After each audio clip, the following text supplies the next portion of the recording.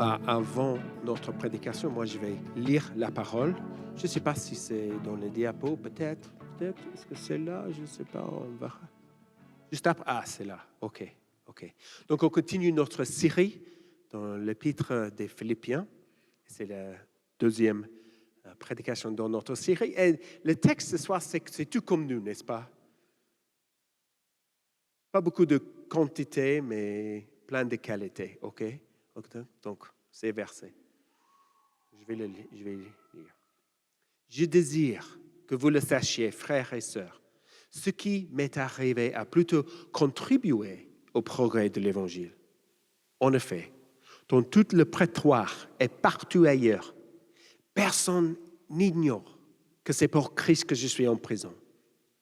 Et la plupart des frères et sœurs, encouragés dans le Seigneur par mes chaînes, ont plus d'assurance pour annoncer sans crainte la parole.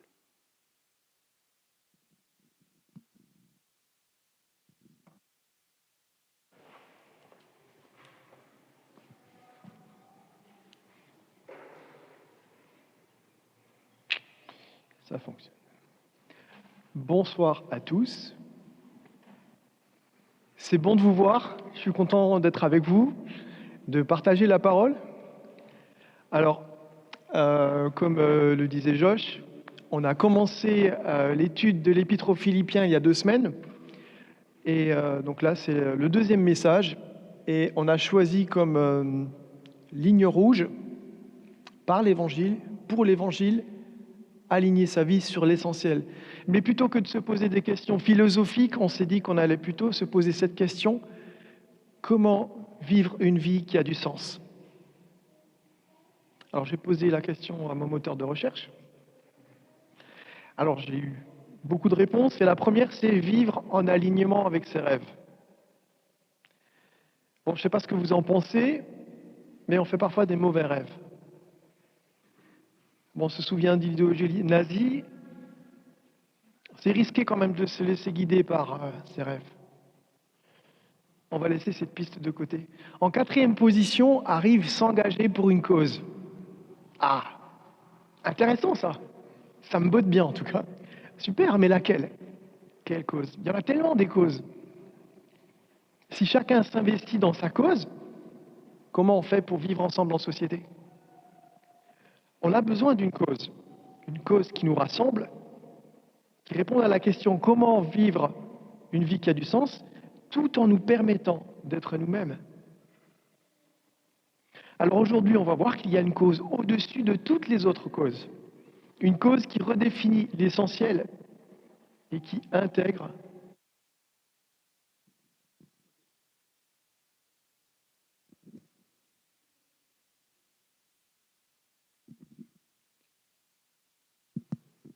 une cause qui redéfinit l'essentiel et qui intègre les circonstances de nos vies. Avec Dieu, les circonstances ne sont pas accidentelles, mais providentielles. Et comme on l'a vu il y a 2 semaines, Paul commence sa lettre en exprimant sa reconnaissance et son amour aux Philippiens. Mais il exprime également sa joie alors qu'il est incarcéré. Aujourd'hui, Paul donne de ses nouvelles aux Philippiens. Il n'évoque pas les conditions de sa détention. Il laisse place à ce qui est essentiel pour lui, ce qui le réjouit, et il veut le faire savoir. Regardons ensemble le verset 12.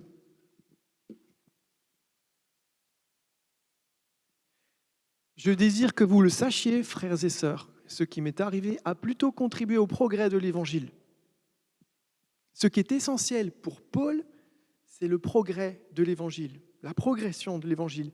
Et les 2 versets suivants nous indiquent en quoi ce qui lui est arrivé a contribué à la progression de l'Évangile.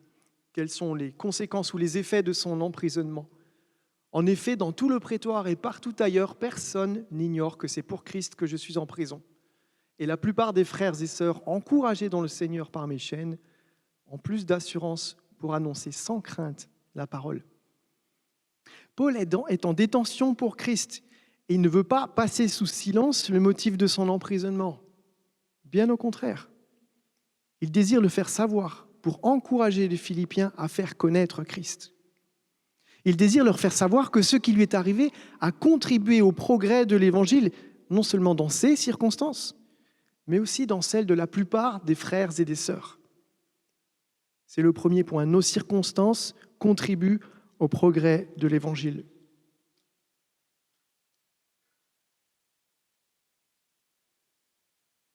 Et là, vous vous demandez, mais comment c'est possible?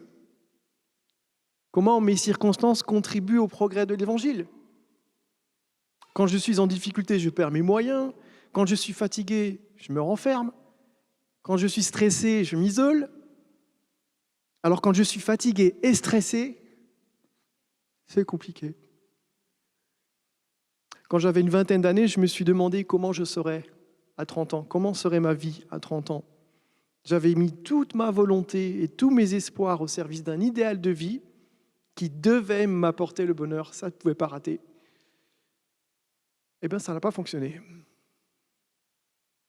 Mes difficultés m'ont écrasé parce qu'elles étaient plus grandes que ma cause première. Pour ne pas sombrer dans les difficultés, il est vital d'avoir une cause plus grande que la peine causée par ces difficultés. Il est vital d'avoir une cause plus grande que la peine causée par les difficultés.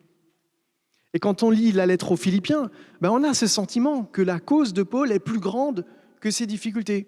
On a ce sentiment que sa préoccupation pour l'Évangile est plus importante et qu'elle le maintient dans un état de joie. Mes amis, sa cause est la même que la nôtre, c'est l'Évangile. Alors je reformule la question, comment nos circonstances peuvent faire avancer notre cause, l'Évangile? Et regardons ce qui est arrivé à Paul. Lors de son deuxième voyage missionnaire, Paul arrive dans la ville des Philippiens. Il rencontre Lydie, une marchande, qui l'écoutait lorsqu'il annonçait l'Évangile. Le Seigneur a ouvert son cœur pour qu'elle soit attentive à ce que disait Paul, acte 16, verset 14. Lydie a été baptisée avec toute sa famille. Ensuite, ça se complique. Paul chasse un démon d'une femme manipulée par des hommes. Elle pratiquait la divination. Quand Paul a chassé le démon de cette femme, les hommes ont vu leur gagne-pain s'envoler. Ils ont traîné Paul et Silas devant les magistrats de la ville en les accusant de troubler la ville. Paul et Silas sont jetés en prison. Que font-ils en prison? Ils chantent des louanges à Dieu et ils prient. La terre se met à trembler. Le geôlier se convertit. Lui et toute sa famille sont baptisés. Impressionnant, hein? Dieu choisit de travailler par ses moyens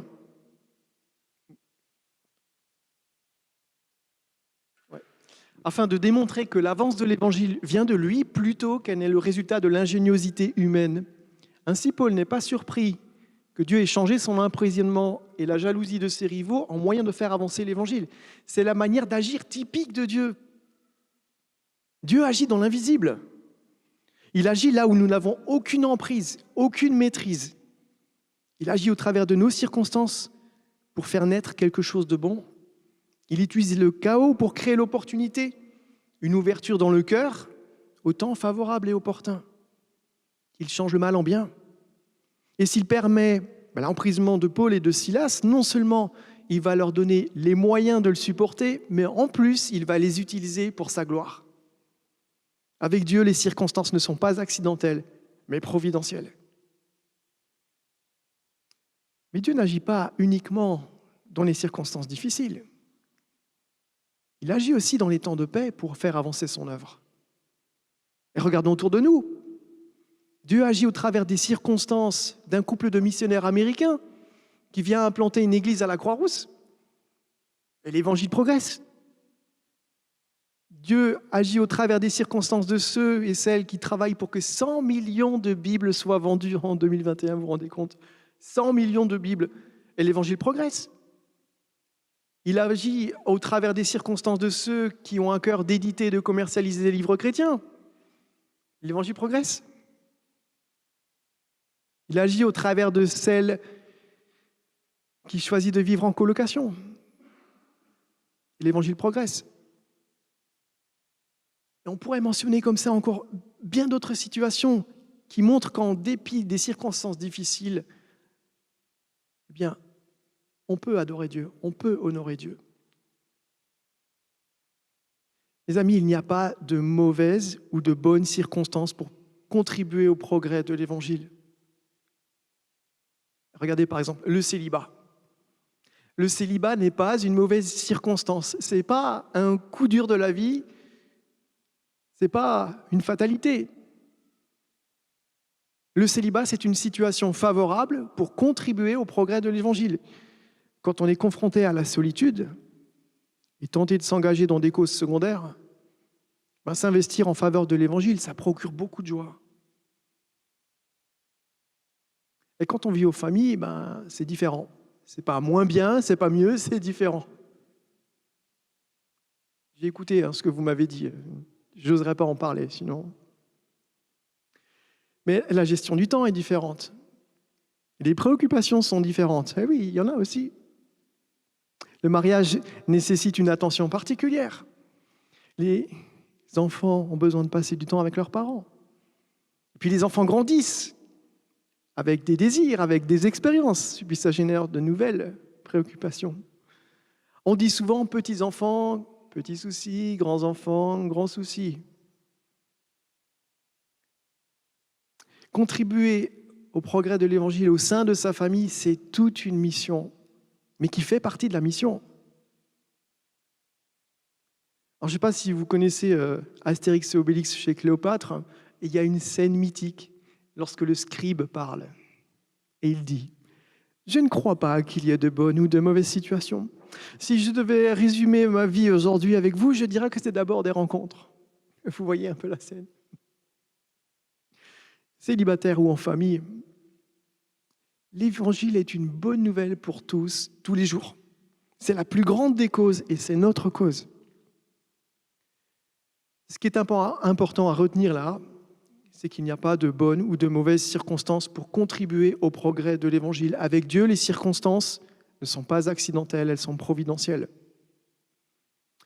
Et dans la suite, les circonstances de Paul vont révéler son attachement à Christ. Il traverse des circonstances difficiles et malgré tout, il continue de partager l'Évangile.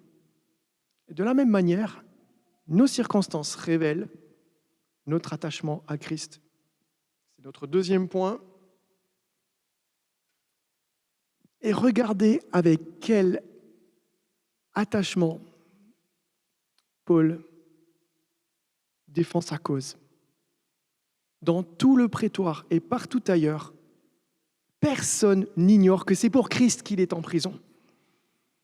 Ça a dû être difficile pour lui. J'imagine qu'il était tout le temps en vadrouille. Il était tout le temps par monts et par vaux, et là, il est privé de liberté. Il aimait voyager, il aimait marcher. Vous aimez marcher? Et là, il ne partage rien sur ses difficultés. Il ne partage rien sur ce qu'il endure. Au contraire, il voit une opportunité pour faire passer un message aux frères et sœurs. La justice de Christ est plus grande que la justice romaine. Paul sait que sa cause peut lui coûter la vie. Dire que Christ est Seigneur, c'est trahir l'empereur romain et se rebeller contre l'Empire. L'étau se resserre, mais son attachement à Christ est intact. On ne sait pas exactement où Paul est enfermé, il est question d'un prétoire. Et plus loin dans le texte, on lit que Paul imaginait revenir à Philippe. On peut donc penser qu'il était dans l'attente d'un jugement et qu'après son jugement, il souhaitait revenir à Philippe pour voir les Philippiens. Et le prétoire pourrait désigner le corps de la garde impériale s'il est à Rome. Ce qu'on sait de façon certaine, c'est que la nouvelle a été partagée dans tout le prétoire et partout ailleurs. Et n'oublions pas quelque chose d'important, c'est que Paul était citoyen romain et que même en tant que prisonnier, il bénéficie des privilèges de sa citoyenneté. Il avait probablement un autre garde à ses côtés toutes les 4 heures. 24 heures sur 24, 7 jours sur 7. Il pouvait recevoir des personnes. Les gardes entendaient certainement tout ce que Paul disait avec ses visiteurs, tout ce qu'ils se disaient entre eux. Et dans ces conditions, on comprend mieux comment son attachement à Christ s'est largement répandu. Puis je me dis, s'il chantait comme il faisait avant avec Silas, s'il chantait, qu'il priait, ça laisse pas indifférent. Ça doit marquer les esprits. Peut-être que même que ça interpellait au point que certaines personnes s'interrogeaient. Qui est ce Jésus? Il paraît qu'il est Seigneur, mais il ne faut pas le dire trop fort.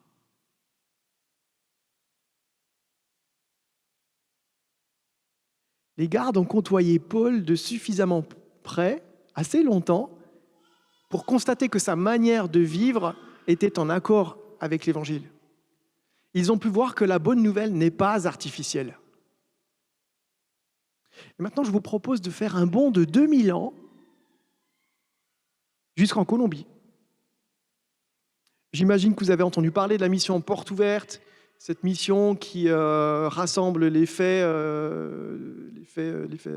persécutions chrétiennes dans le monde et qui montre aussi avec quelle persévérance les chrétiens persécutés témoignent de leur foi. Et je vais vous lire quelques lignes d'un témoignage. C'est un mercenaire colombien qui témoigne. Et puis c'est Porte Ouverte qui rapporte son témoignage. Donc cette personne s'appelle Juan. Donc j'imagine qu'on dit comme ça. Juan a découvert Jésus grâce au travail des aumôniers. Le Seigneur a changé le cœur endurci de cet homme qui auparavant haïssait les chrétiens et ne songeait qu'à les tuer. Sa conversion a eu un prix. En ne suivant plus le comportement des autres prisonniers, Juan, à l'instar des autres chrétiens, est devenu un ennemi à battre. À sa sortie de prison, beaucoup ne croyaient pas en sa conversion. Après avoir reçu une formation biblique, l'ancien meurtrier a répondu au Seigneur qui l'appelait à le servir. Il est pasteur aujourd'hui.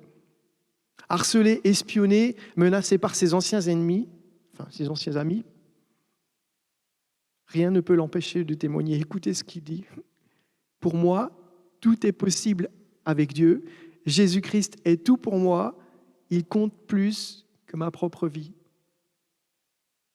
Je ne sais pas pour vous, mais j'ai l'impression qu'on a des échos aujourd'hui de ce qui s'est passé il y a 2000 ans, un peu dans la vie de Paul. C'est impressionnant. Le Seigneur a commencé une œuvre dans la vie de cet homme, il l'a mis à part. Il y a un avant, il y a un après dans sa vie. L'Évangile exige une conviction à sens unique pour le meilleur et pour le pire.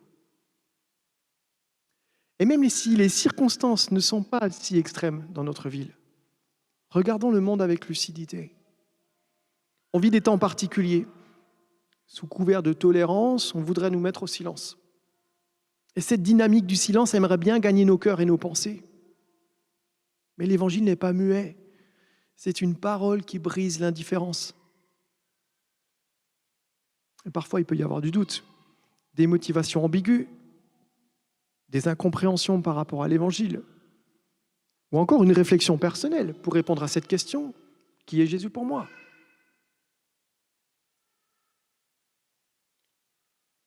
Les plus grands sont passés par l'échec quand il a fallu prendre position en faveur de Christ. Un peu avant que Jésus soit arrêté, l'apôtre Pierre a dit, et j'imagine qu'il l'a dit comme ça avec son enthousiasme et sa force, « Je donnerai ma vie pour toi !» Ça c'est ironique, d'ailleurs, c'est Jésus qui a donné sa vie pour nous. Mais Jésus lui a répondu, « Tu donneras ta vie pour moi, mais d'abord tu me renieras 3 fois. » Et ça s'est produit. La situation était devenue dangereuse, Pierre a eu peur. À 3 reprises, il a renié le Seigneur. L'étau s'était resserré. Il avait été reconnu comme disciple de Jésus, pas moyen de s'échapper. Il a eu peur pour sa vie. Il a renié le Seigneur. Qui peut le lui reprocher? Il a tant regretté. La Bible nous dit qu'il a pleuré amèrement. J'imagine qu'il a dû se sentir mais tellement mal, déçu de lui-même, indigne. Pierre le téméraire a manqué à sa parole. J'ai tendance à penser que ça nous arrive bien plus souvent qu'on ne l'imagine. Plus tard, Jésus et Pierre se retrouvent. Pierre a l'occasion d'exprimer sa repentance. Et ce n'est pas facile, Jésus va l'aider. D'ailleurs, la scène est chargée en émotions parce qu'entre-temps, Jésus est mort et ressuscité. Pierre avait renié le Seigneur à 3 reprises et maintenant, c'est Jésus qui lui demande à 3 reprises, « Pierre, m'aimes-tu » ? Seigneur, tu sais toutes choses. Tu sais que je t'aime. C'est un peu comme une manière de confesser, en fait. Tu sais que je suis comme ça. Et je regrette tellement. Tu me connais, tu sais de quoi je suis fait, mais je regrette tellement. Et vous savez que nos circonstances soient bonnes ou mauvaises, notre désir, c'est que tous celles et ceux qui viennent nous voir à la Croix-Rousse et qui viennent nous visiter trouvent ce chemin, le chemin de la repentance, et puissent dire « Seigneur, tu sais toutes choses, tu sais que je t'aime ». Comme Pierre, on a besoin de confesser avec humilité que parler de Jésus dans un monde qui est hostile, qui lui est hostile, ça génère en nous de la peur. Peur du rejet, peur d'avoir des soucis, peur de ne pas savoir comment exprimer cette partie de ma personnalité. Mais en réalité, cette peur donne de l'assurance au monde.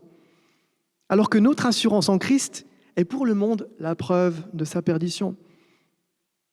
Notre assurance en Christ est la preuve de notre salut et de leur perdition. Ce n'est pas à nous d'avoir peur. Nous sommes solidaires de celui qui a vaincu le monde, Jésus-Christ. Nous croyons que Jésus-Christ est Sauveur et Seigneur. Cette peur d'annoncer l'Évangile ne vient pas directement de cette question, de la réponse à cette question, qui est Jésus pour moi ? Mais plutôt, est-ce que Jésus est mon essentiel ? Notre peur s'empare de notre assurance en Christ quand nous laissons nos circonstances s'emparer de notre réalité.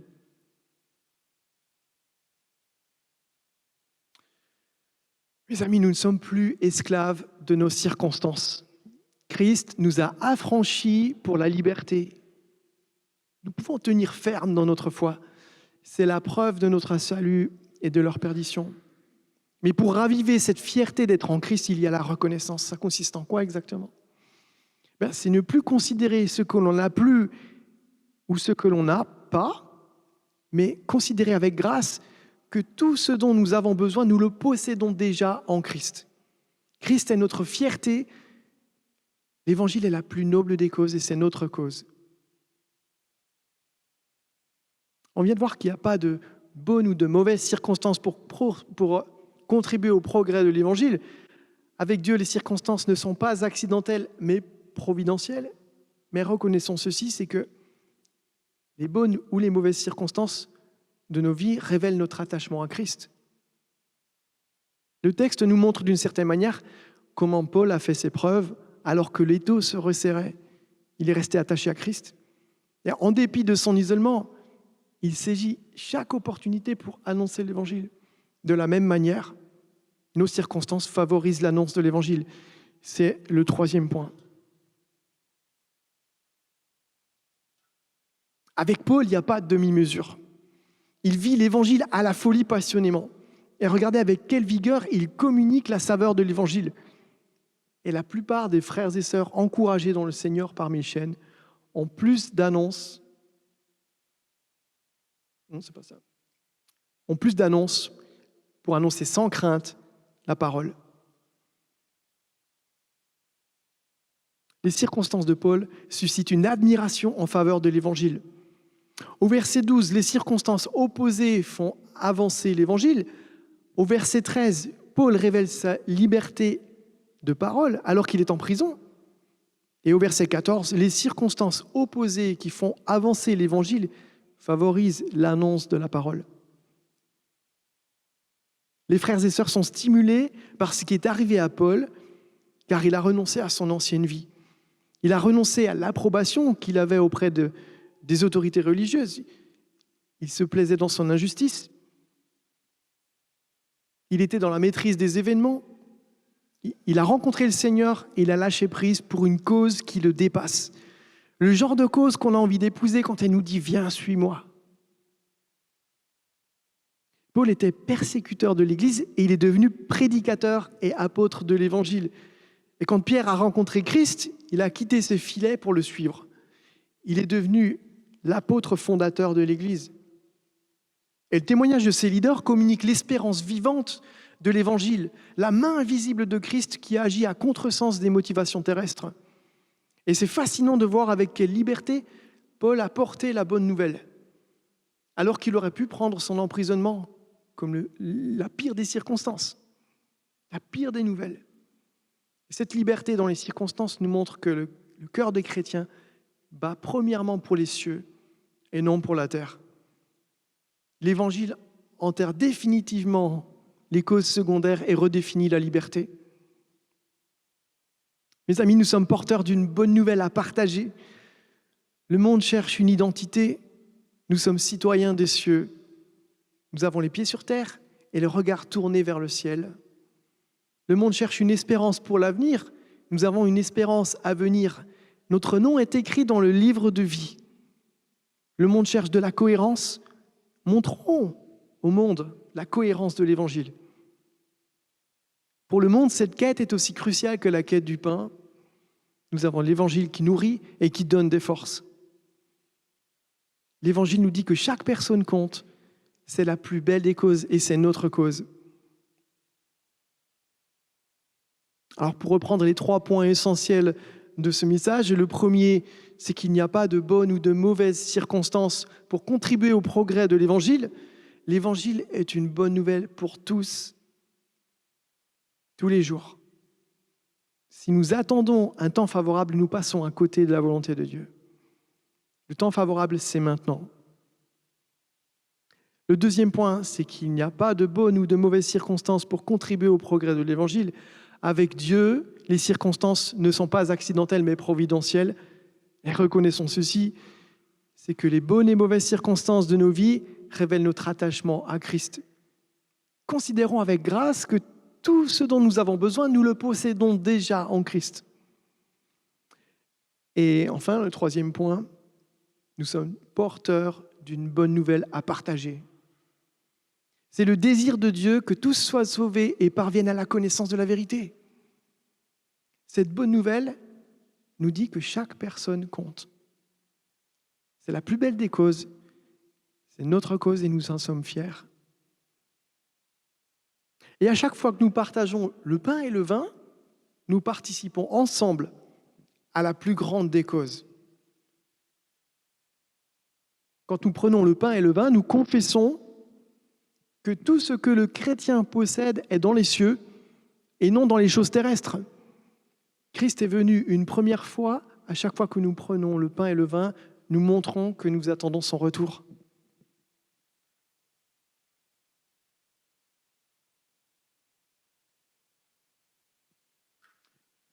Notre droit de cité est dans le ciel, d'où nous attendons aussi comme Sauveur le Seigneur Jésus-Christ. Il transformera notre corps de misère pour le rendre conforme à son corps glorieux par le pouvoir qu'il a de tout soumettre à son autorité.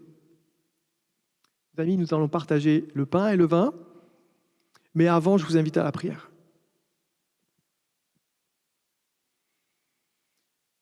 Notre Père, tu es dans les cieux et nous, on est sur terre.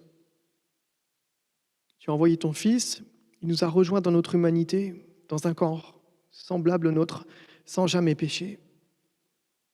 On veut te demander pardon pour toutes les fois où l'étau s'est resserré et on n'a pas osé parler de toi. On n'a pas osé évoquer le nom de Jésus, on a fait demi-tour ou on a fait silence. Pardonne-nous pour ça, Père. On veut te demander aussi de nous renouveler dans notre courage, de nous en donner là où il nous en manque, te demander de nous donner de la persévérance là où on en a besoin. On a tellement besoin de revenir à toi, Seigneur, de confesser encore et encore, comme on l'a fait tout à l'heure, que tu es notre Dieu, que tu es le créateur de tout et de tous, qu'on t'appartient, qu'on est tes enfants. Et plus encore, on aimerait se saisir de cette force pour refléter ici-bas que nous sommes citoyens des cieux. Seigneur, on s'attend à toi. Merci encore pour le salut en Jésus-Christ. Amen.